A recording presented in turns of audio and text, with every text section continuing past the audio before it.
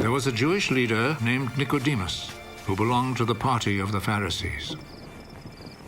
One night, he went to Jesus. Rabbi, we know that you are a teacher sent by God. No one could perform the miracles you are doing unless God were with him. I am telling you the truth. No one can see the kingdom of God without being born again. How can a grown man be born again? He certainly cannot enter his mother's womb and be born a second time. I am telling you the truth. No one can enter the kingdom of God without being born of water and the Spirit.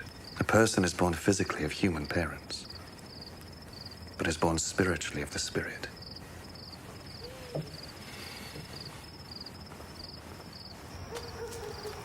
Do not be surprised because I tell you that you must all be born again.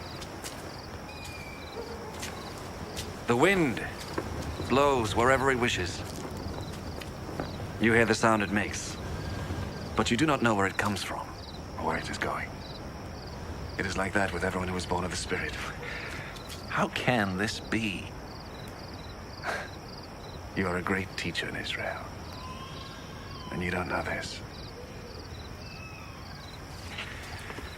I am telling you the truth. We speak of what we know and report what we have seen. Yet none of you is willing to accept our message.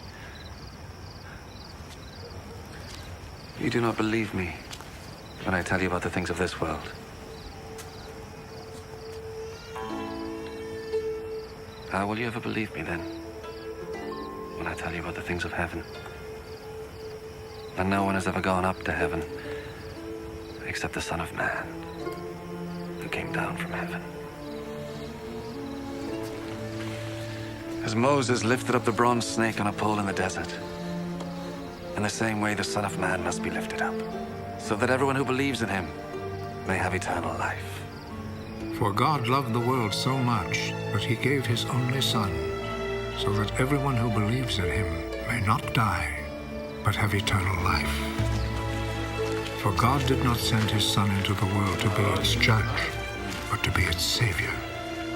Those who believe in the Son are not judged. But those who do not believe have already been judged, because they have not believed in God's only Son. This is how the judgment works. The light has come into the world, but people love the darkness rather than the light, because their deeds are evil. Those who do evil things hate the light and will not come to the light, because they do not want their evil deed to be shown up. But those who do what is true come to the light, in order that the light may show that what they did was in obedience to God. After this, Jesus and his disciples went to the province of Judea, where he spent some time with them and baptized. John also was baptizing in Ainon, not far from Salim, because there was plenty of water in that place. People were going to him, and he was baptizing them. This was before John had been put in prison. Some of John's disciples began arguing with a Jew about the matter of ritual washing. Teacher, you remember the man who was with you on the east side of Jordan? The one you spoke about? Well, he is baptizing now, and everyone's going to him. No one can have anything unless God gives it. You yourselves are my witnesses that I said, I am not the Messiah, but I've been sent ahead of him. The bridegroom is the one to whom the bride belongs, but the bridegroom's friend, who stands by and listens, is glad when he hears the bridegroom's voice. This is how my own happiness is made complete.